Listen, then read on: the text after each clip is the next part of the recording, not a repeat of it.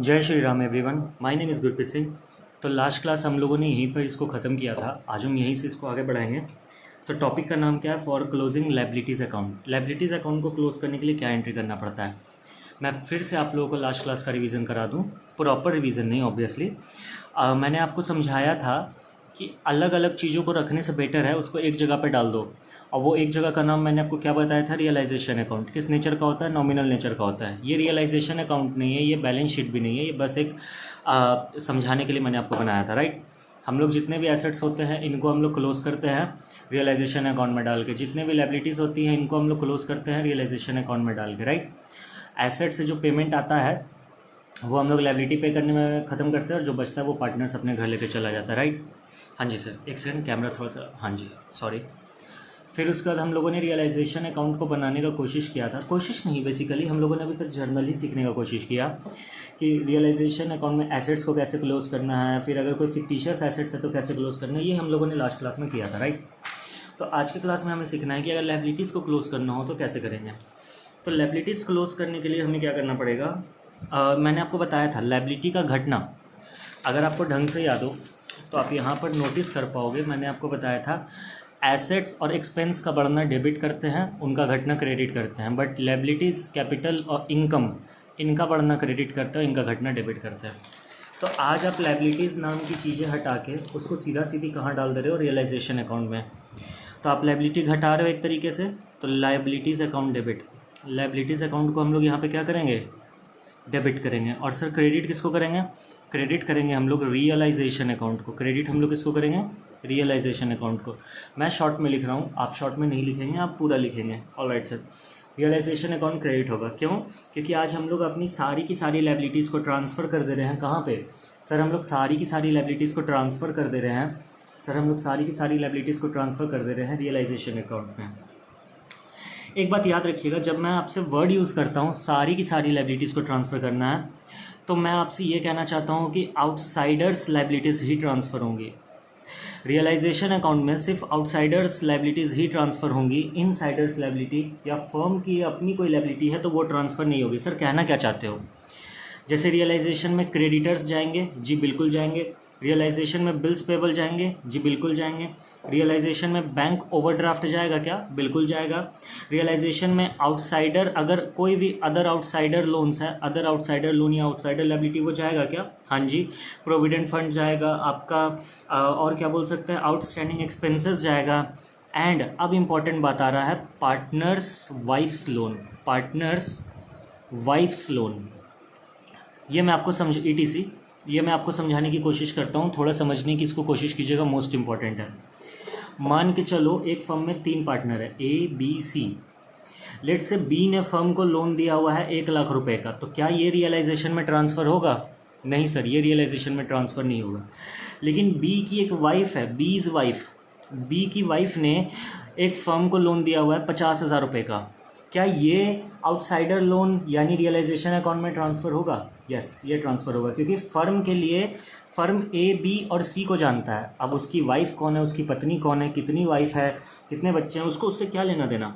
Firm सिर्फ किसको जानता है? ए बी सी को।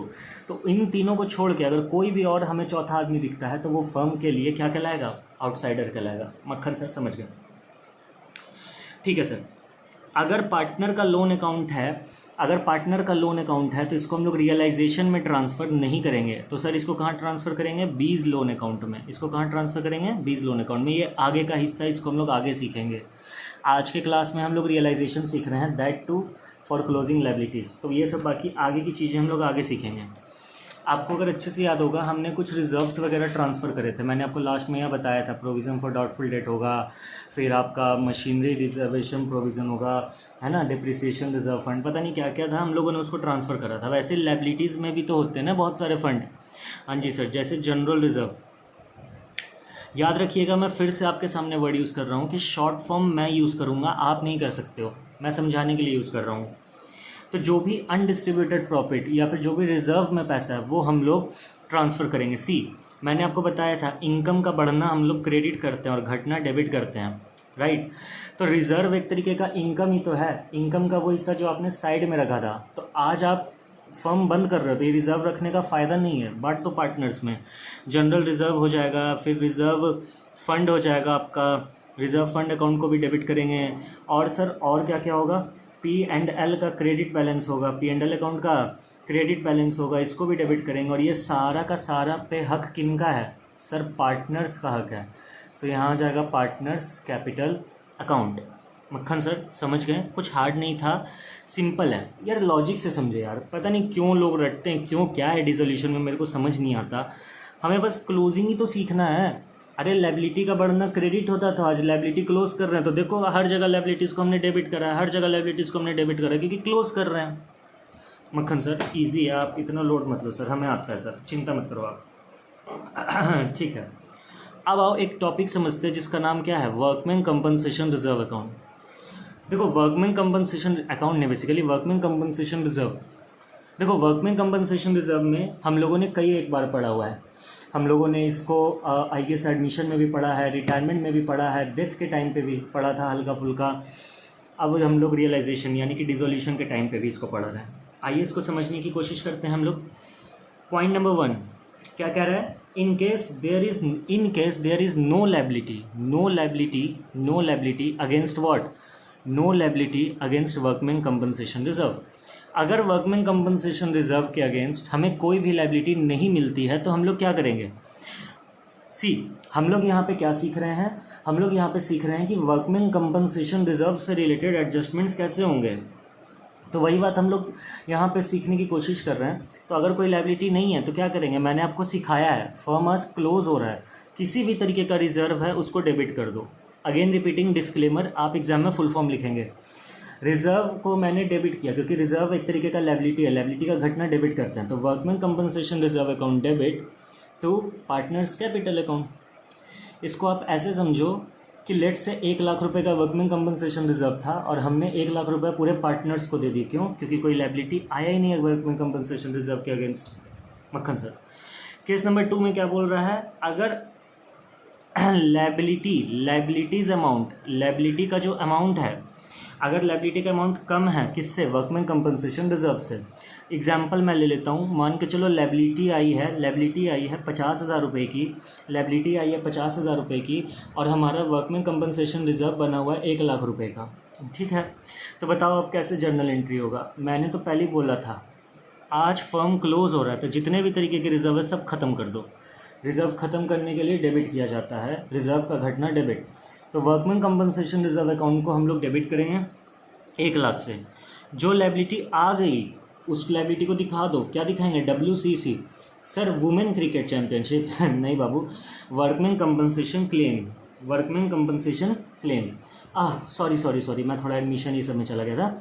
यहाँ पे WCC नहीं आएगा, यहाँ पे रियलाइजेशन वर्ड आएगा। क्यों रियलाइजेशन वर्ड आएगा, आप इसको क्लेम कैसे दिखा सकते हो, अगर आज आप ख़त्म कर रहे हो फर्म को तो कैसे ये क्लेम दिख गया, ये क्लेम तो रह जाएगा तो इसका पेमेंट कौन करेगा। It's better to realisation account लिख दो, कितने का, 50,000 रुपये का। और जो भी पैसा बचा वो पार्टनर्स में बांट दो, तो 2 पार्टनर्स कैपिटल अकाउंट।